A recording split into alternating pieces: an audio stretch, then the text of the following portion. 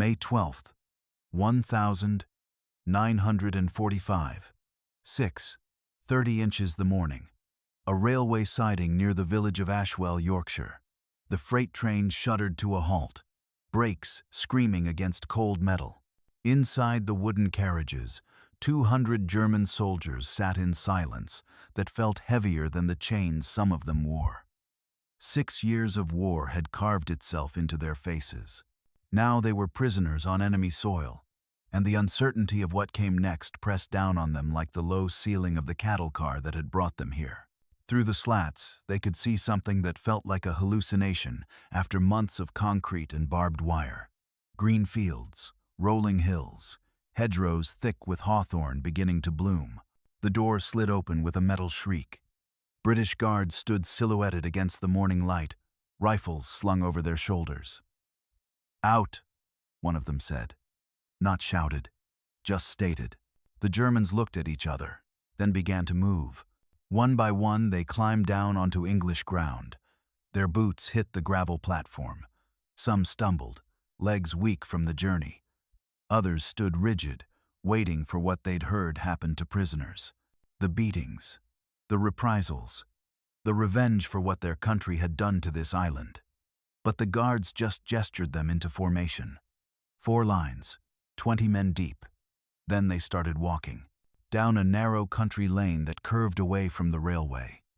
The hedgerows on either side were so close the men could have reached out and touched them. Blackbirds sang from hidden nests. The air smelled of rain and fresh earth, and something the prisoners couldn't quite place until one of them realized it was the absence of cordite, of smoke, of death. It smelled like peace, though none of them dared believe peace was what awaited them. At the edge of Ashwell proper, farm workers in the fields stopped their labor to watch the column pass. Women mostly, and older men. The young men were still overseas, still fighting or still dying in the final spasms of a war that was technically over but hadn't quite figured out how to stop killing people. The Germans kept their eyes down. They'd been trained to expect hatred from the people they'd bombed, the families of men they'd killed. But there were no jeers, no thrown stones, just silence and the sound of boots on gravel and the distant lowing of cattle that didn't care about nationality or war crimes or anything except grass and water and the simple fact of being alive. By May of 1945, Britain had taken in over 400,000 German and Italian prisoners of war. The camps were overcrowded. Resources were stretched impossibly thin. Food rationing, which had begun in 1940, was actually getting worse now that the war was ending. The supply lines that had kept Britain fed during the conflict were breaking down. Ships that had carried food were being retasked. And Britain's farms, which should have been producing at full capacity to feed a hungry nation, were critically short of workers. Most of the young men were still in Europe or Asia. The Women's Land Army had done remarkable work. Nearly 80,000 women stepping into roles they'd never been trained for. But it wasn't enough. The harvest couldn't wait for soldiers to come home. The planting season didn't care about victory parades or demobilization schedules.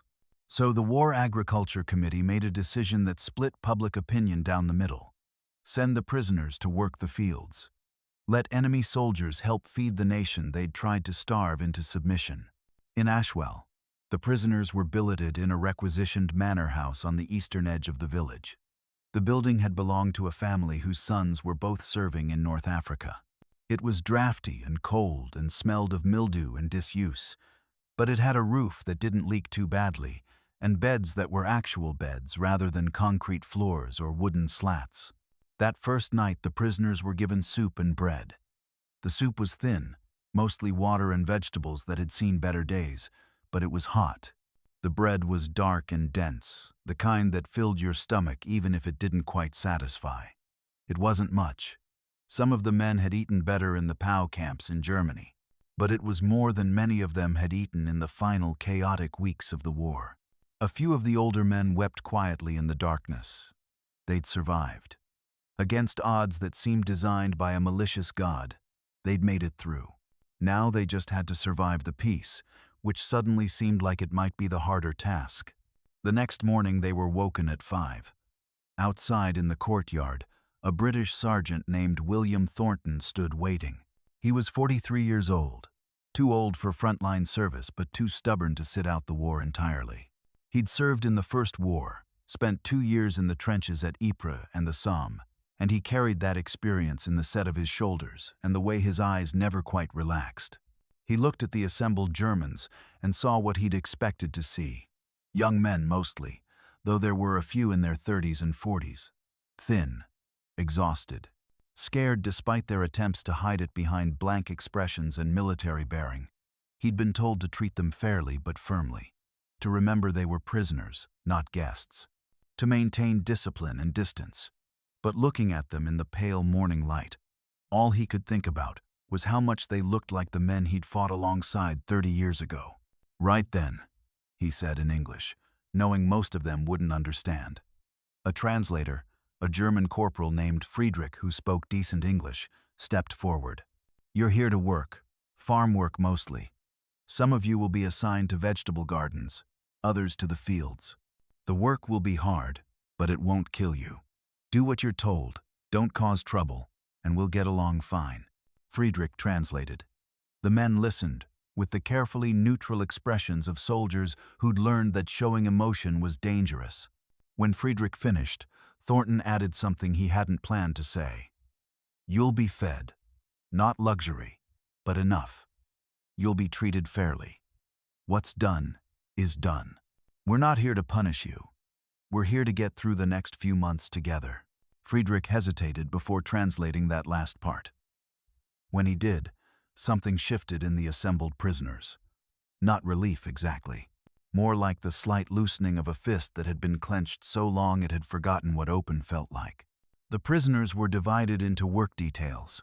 40 men were assigned to the village's communal vegetable gardens, plots of land that had been converted from ornamental gardens and unused fields as part of the Dig for Victory campaign.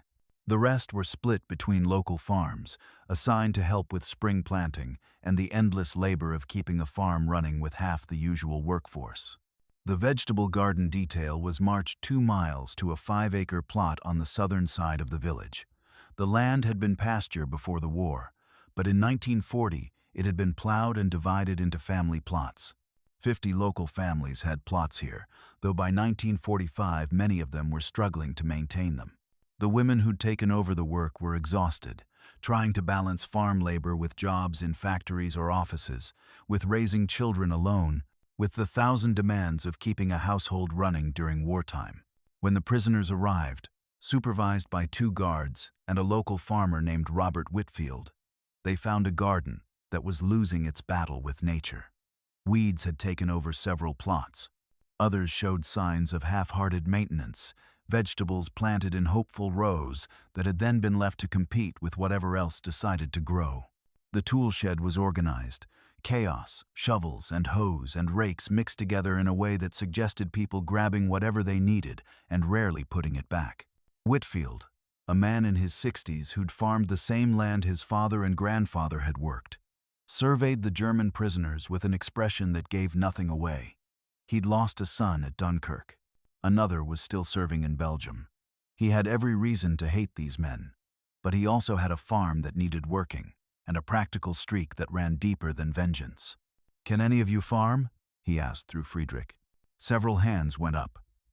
Germany had been an agricultural nation before the war industrialized it. Many of these men had grown up on farms, had spent summers helping with harvest, knew the difference between good soil and bad, could read weather in the color of the sky. Whitfield nodded. "Right. We'll start with clearing the weeds. Then we'll see what can be salvaged from what's already planted and what needs to be started fresh." He paused, then added, "Do good work, and there'll be extra rations at midday. Do bad work, and you'll still be fed, but you won't get the extra. Fair?" Friedrich translated. The men nodded. Fair was more than most of them had expected. They worked through the morning. The guards watched from the shade of an oak tree at the garden's edge, rifles close but not quite pointed. The prisoners moved through the plots systematically, pulling weeds, clearing debris, salvaging what could be saved. Some of them worked with the efficiency of men who knew plants. Others were clearly learning as they went. But they learned quickly. watching the experienced ones and copying their techniques. By 11, the sun was high enough that they'd all stripped down to undershirts despite the spring chill. Sweat mixed with dirt on their arms and faces. Their hands, soft from months of prison idleness, began to blister. But something was happening that none of them had quite expected. The work felt good. Not good like victory, or good like being home. Good like purpose. Like their bodies remembered how to do something other than fight or hide or wait to die. At noon, Whitfield's wife arrived with a cart. She was a small woman, gray-haired, and weathered in the way of people who'd spent their lives outdoors. She didn't look at the prisoners directly as she set out the extra rations. Bread and cheese and apples that had been stored since autumn, starting to soften but still sweet. The prisoners ate sitting in the rows between plots, too tired to stand. One of them, a young man named Klaus, who'd been a baker's apprentice before the war, noticed something about the soil composition and mentioned it to Friedrich, who mentioned it to Whitfield. The drainage wasn't right in the western section. Water was pooling. The vegetables planted there would rot before they matured. Whitfield walked over, examined the ground, and realized the prisoner was right. They spent the afternoon digging drainage channels, redirecting water to where it would do good instead of harm. That evening, marching back to the manor house, the prisoners were too exhausted to talk. But there was something different in the silence now. Less fear, less uncertainty. They'd worked. They'd been treated fairly. They'd eaten. Tomorrow they would do it again. It wasn't freedom, but it was something close to normal. And normal was a gift they'd forgotten existed. Over the following weeks, a routine established itself. Wake at 5. March to the gardens or farms. Work until noon. Break for food. Work until 5. March back. Evening meal. Sleep. It should have been mind-numbing, and for some of them it was. But for others, something unexpected was happening. They were becoming part of the landscape. The vegetable garden detail, working the same plot day after day, began to take pride in their section. They could see the results of their labor. Plots that had been overrun with weeds became neat rows of potatoes, carrots, cabbages, beans. The local families whose plots they maintained began to notice. The Johnsons' plot, which Mrs. Johnson had struggled to keep up while working at the munitions factory, suddenly looked better than it had in years. The Davises' section, which had been nearly abandoned after Mr. Davis died in 1943, was producing vegetables again. Some of the villagers were quietly grateful. Others were outraged. There were heated discussions in the village pub about whether it was right to let German prisoners do work that should be done by English people, whether feeding them was wasting resources that could go to British families, whether the whole arrangement was an insult to the men still fighting, still dying, still not home. But the vegetables didn't care about politics or propriety. They grew. And as May turned to June, and June turned to July, the harvest began to come in. The prisoners, working alongside the remaining farm workers and the Women's Land Army volunteers, brought in crops that might otherwise have rotted in the fields. They picked vegetables that fed the families of their guards, their supervisors, the people who'd watched them march through the village with suspicion and fear. Friedrich, the translator, found himself in an unusual position. He was the bridge between two worlds that weren't supposed to communicate. The British guards and supervisors would give him instructions. He would translate them to the German prisoners. But increasingly, he was also translating the other direction. Klaus's observations about soil composition, Werner's suggestion for a more efficient way to stake the bean plants, Otto's knowledge of pest control using nothing but companion planting and timing. Whitfield, to his own surprise, found himself listening, not because he had to, not because they were German prisoners with valuable knowledge, but because they were good ideas from people who knew what they were talking about. His initial plan to simply use them as labor evolved into something closer to collaboration. He'd explain what needed to be done and why. Friedrich would translate. The prisoners would discuss among themselves, sometimes suggesting modifications based on what they'd learned farming in Germany. Whitfield would consider the suggestions, implement the ones that made sense, explain why others wouldn't work in Yorkshire soil or English weather. One morning in late June, Whitfield brought his 12-year-old grandson to the garden. The boy's father was still in Europe, expected home any day but not home yet. Whitfield wanted to show him where food came from, how hard people worked to produce it. They walked through the rows, Whitfield explaining the different vegetables, when they'd been planted, when they'd be ready to harvest. The boy stopped at a section where 3 of the German prisoners were carefully thinning a carrot bed. He stared at them with the bold curiosity of childhood. One of the prisoners, a man named Johann who'd been a schoolteacher before the war, smiled at him. Not a big smile, just a small acknowledgement. The boy smiled back. Whitfield watched this interaction and felt something complicated twist in his chest. These men had bombed his country. They'd killed his son. They'd brought horror and destruction to the world. But here in this garden, under the summer sun, they were just men growing carrots. And his grandson had smiled at one of them. He didn't know what to do with that. So he did what farmers do when confronted with complexity beyond their understanding. He went back to work. By August, the vegetable gardens were producing at levels they hadn't reached since before the war. The prisoners had been supplemented with more workers, local teenagers on summer holiday, elderly men who could still handle light labor, and the gardens expanded to meet demand. The harvest was remarkable. Potatoes by the ton, cabbages the size of footballs, beans that seemed endless.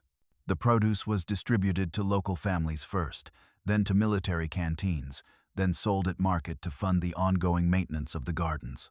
The prisoners began to receive letters from home. Not many, and often they arrived months late, passed through multiple censors and occasionally so heavily redacted they were barely readable. But they came. News of families that had survived, cities that were destroyed but rebuilding, a country that was trying to figure out what it was now that the war was over and lost. Hans, one of the older prisoners, received a letter from his wife telling him their farm in Bavaria had been occupied by American soldiers but was still standing. She and their daughter were living in 2 rooms while the Americans used the rest. But they were alive. They were safe. She was planting vegetables in what had been their flower garden. When Friedrich translated the letter, Hans sat very still for a long time. Then he stood up, walked to the edge of the garden where no one else was working, and allowed himself to weep. That night, he told Klaus about the letter, about his wife planting vegetables, about how strange it was that here he was in England, planting vegetables in soil that used to grow flowers, while in Bavaria, his wife was doing the same thing. How the war had turned the whole world into one giant vegetable garden. Flowers sacrificed for food, beauty traded for survival. Klaus, who was barely 20 and had no wife, no children, no farm, just parents who might be alive or might be dead in a city that might be standing or might be rubble, said, "Maybe that's not the worst thing. Vegetables feed people. Flowers are nice, but you can't eat them." Hans looked at him and realized the boy was trying to find meaning in the meaningless, trying to make the horror into something that had purpose. He didn't have the heart to tell him that sometimes there is no meaning. Sometimes terrible things just happen, and the only response is to survive them and keep going. But the next morning, when they returned to the garden, Hans found himself working with more care than usual, making sure the rows were perfectly straight, thinning the seedlings with precision, checking for pests with the diligence of someone who understood that these vegetables mattered, not because they were feeding him, though they were, not because it was his assigned work, though it was, but because somewhere in Bavaria, his wife was doing the same thing, and if she was going to plant vegetables with care and dignity, then he would too. September brought harvest time in earnest. Every available person was mobilized. The prisoners worked 12-hour days bringing in potatoes, digging them from the earth by hand when there wasn't fuel for the tractor. They harvested cabbages, hauling them in carts to storage sheds. They picked beans until their fingers cramped and their backs screamed. The work was brutal, but there was something almost celebratory about it. This was what they'd been building toward all summer. This was the result of 4 months of labor.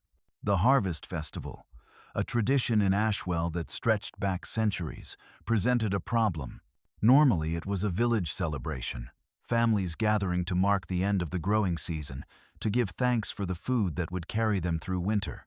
But this year, a substantial portion of the harvest had been brought in by German prisoners. Did you invite them? Did you thank them? Did you pretend they didn't exist? The village council met to discuss it. The debate was heated. Some argued that including the prisoners would be a slap in the face to every British soldier who died fighting Germans. Others pointed out that those prisoners had worked as hard as anyone, had brought in food that would feed British families, had earned at least some recognition. The compromise they reached satisfied no one completely, which probably meant it was the right decision. The prisoners were allowed to attend the festival, but they would sit separately. They would be fed, but only after the villagers had eaten. They would not be included in the speeches or the toasts. They would be present but not part of the celebration. When Thornton informed Friedrich of the decision, the translator simply nodded. He'd expected less. The fact that they were being acknowledged at all felt like progress. On the day of the festival, tables were set up in the village square. Food that had been carefully saved and prepared filled those tables. Roasted meats that had been rationed for months, bread made from this year's wheat, vegetables that many of the prisoners had personally planted and tended. The villagers gathered, dressed in their best clothes, worn from years of war but carefully maintained. The prisoners sat on the far side of the square, wearing their work clothes because they had nothing else. The vicar gave a blessing. The mayor gave a speech about resilience and community, and the importance of remembering those who were still serving, those who would never come home. Then, people began to eat. The sound of conversation and laughter filled the square. The prisoners sat in silence, watching, waiting their turn. Whitfield's wife, who'd been serving food to the villagers, suddenly walked across the square carrying a basket. She stopped in front of the prisoners and began handing out still warm rolls. Not the leftovers, not the scraps, the same bread everyone else was eating. She didn't say anything, didn't make eye contact, just distributed the bread and walked away. But several of the other women, watching her, followed her example. Within 10 minutes, the prisoners were eating the same food as everyone else, at the same time as everyone else. The mayor noticed. So did the village council members who'd argued against including the prisoners at all. But by then it was done, and making a scene would have been worse than letting it stand. So, they said nothing. And the prisoners, eating bread that tasted like kindness, said nothing either. But Johann, the former schoolteacher, felt tears running down his face and didn't bother to wipe them away. As autumn deepened, preparations began for next year's planting. The prisoners dug drainage ditches and composted the remnants of this year's crops. They repaired fences and tool sheds. They worked in increasingly cold weather, frost coming earlier than usual, winter making its approach known. And they wondered what would happen to them. The war was over. Germany had surrendered unconditionally in May. Japan had followed in August, after the Americans dropped 2 bombs that made every bomb that had come before seem like firecrackers. The prisoners heard about this from the guards, from Friedrich's translations of newspapers. They tried to process what it meant, that their country had been defeated so completely there was no argument about terms, that the world had discovered weapons that made the entire war seem almost quaint by comparison, that they were prisoners in England, while their country was being divided up by the victors like a pie at a festival. Some of them would be sent home soon. Others would remain for months or even years, depending on the situation in Germany and Britain's ongoing labor needs. The uncertainty was almost worse than captivity. At least during the war, you knew your role. You fought or you didn't. You survived or you didn't. Now, everything was questions without answers. In November, the first group of prisoners was informed they would be repatriated in January. 20 men, selected based on family circumstances and behavior during captivity.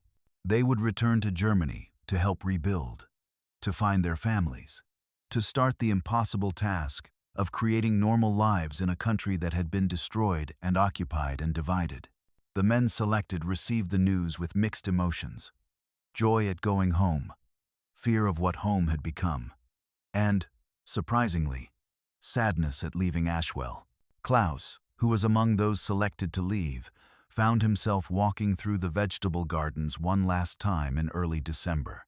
The plots were dormant now, prepared for winter, waiting for spring to bring them back to life. He'd spent 6 months working this soil. He'd planted seeds and watched them grow. He'd harvested vegetables that fed people he'd been trained to think of as enemies. And somewhere in those 6 months, something had shifted. He couldn't quite articulate what. Just that the man who'd arrived in May and the man walking through the empty garden in December were not the same person. He thought about his apprenticeship at the bakery in Munich, whether the bakery still existed, whether the baker who'd been teaching him was still alive, whether there would be flour to make bread or wood to fire the ovens, whether anyone would want bread made by someone who'd worn a German uniform. He thought about the bread Whitfield's wife had given him at the harvest festival, how it had tasted like forgiveness, even though she'd probably not meant it that way. At the edge of the garden, he found a small stone, smooth and round, the kind you skip across water. He put it in his pocket, a piece of English earth to take back to Germany, something to remember that enemies could plant gardens together, that hate wasn't inevitable, that sometimes, despite everything, people could be decent to each other. The January morning when the first group left, the remaining prisoners and several of the British guards stood in the courtyard to see them off. Thornton shook each man's hand. Friedrich translated his words. Safe journey. Good luck. Simple phrases that carried weight they hadn't earned in any language classroom. Whitfield had brought a basket of vegetables from the winter stores. For the journey, he said, handing it to Klaus. Not through a translator. In his halting, badly pronounced German that he'd been learning from Friedrich for months without telling anyone. Klaus took the basket and couldn't speak. He nodded. Whitfield nodded back. And that was that. The men climbed onto the truck that would take them to the railway station. As they drove away, Klaus looked back at the manor house, at the village beyond, at the fields and gardens where he'd spent half a year learning that the world was more complicated than any war could make it. The remaining prisoners continued the work through the winter. Fewer of them now. But the work didn't decrease proportionally. They maintained the gardens, prepared for spring planting, helped on the farms with winter tasks. More groups were repatriated through February and March. By April 1946, only 40 prisoners remained in Ashwell. Spring came again. The garden plots were divided and assigned. Seeds were planted. The cycle repeated. But this time, some of the local families who'd been maintaining their own plots asked if they could work alongside the prisoners. Mrs. Johnson, whose plot had flourished under German care, wanted to learn their techniques. The Davis family, whose patriarch had died and left a widow struggling, needed the help and didn't care who provided it. So they worked together, English women and German prisoners, digging in the same soil, planting the same vegetables, sharing techniques and conversation through Friedrich's increasingly unnecessary translation. The language barrier was breaking down. The prisoners were picking up English. The locals were learning bits of German. More importantly, they were learning each other's names. Hans and Mrs. Whitfield, Johann and the vicar's daughter who helped with the church garden, Otto and young Thomas Davis, working the family plot together. The final group of prisoners left Ashwell in August 1946, 16 months after they'd arrived. They were repatriated with certificates of service, small amounts of money they'd earned from their labor, and vegetables from that summer's harvest. The village turned out to see them off. Not everyone. Some families who'd lost sons or husbands stayed home, unable or unwilling to say goodbye to Germans, no matter how they'd behaved. But enough people came that the courtyard was crowded. Whitfield gave a short speech. He talked about how they'd come as enemies and prisoners, how they'd worked his land and others' land, how they'd helped feed the village through 2 difficult years. He didn't say they'd become friends. That would have been too much. But he said, "You worked hard and fair. We won't forget that. Coming from a man who'd lost a son to German bombs, it was an absolution the prisoners had never expected. Johann, speaking for the prisoners, thanked the village for treating them with decency, for feeding them, housing them, allowing them to work rather than rot in a camp. He didn't apologize for the war. That would have been inadequate and inappropriate. But he said, "We will remember this place. We will tell our children about English soil and English families, and how sometimes, even after terrible things, people can be decent." The trucks left. The villagers returned to their homes and their work. The manor house was returned to its owners, whose sons had both survived the war and would be coming home in September. The vegetable gardens continued, worked now entirely by locals, but using techniques the prisoners had taught them. Better drainage, companion planting, careful composting. The gardens flourished. Over the years, a few of the former prisoners wrote letters. Klaus sent one to Whitfield in 1948, telling him he'd reopened his bakery in Munich, that he was married, that he'd named his first daughter Emma, an English name, because it reminded him of a time when people had been kind to him when they had every reason not to be. Hans wrote in 1950, saying his farm in Bavaria was his again, fully his, the Americans gone, that he grew vegetables in what had been his flower garden, and probably always would, that some changes from the war were permanent, but not all of them were bad. Johann never wrote. But in 1953, a letter arrived, addressed to the village council from a school in Hamburg. The headmaster wanted to establish a pen pal program between his students and students in Ashwell. He explained that he'd once been a prisoner there, that he'd seen how education and communication could bridge divides, that he wanted his students to have connections with England. The program was established. It ran for 30 years. In 1965, Whitfield died. He was 83, had farmed until the year before, had lived to see Britain recover from the war and enter a period of prosperity he'd never quite believed would come.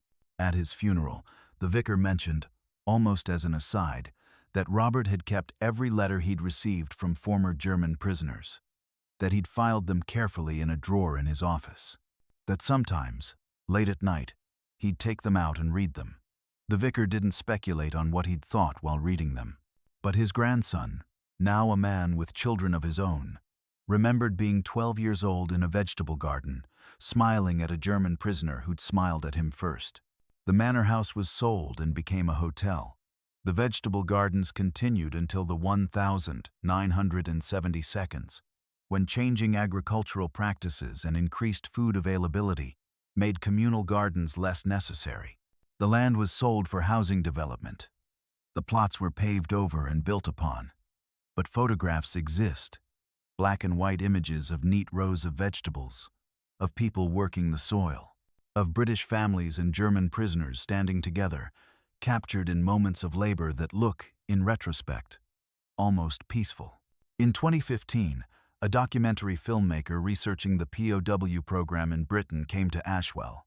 She interviewed the few remaining villagers who remembered that time.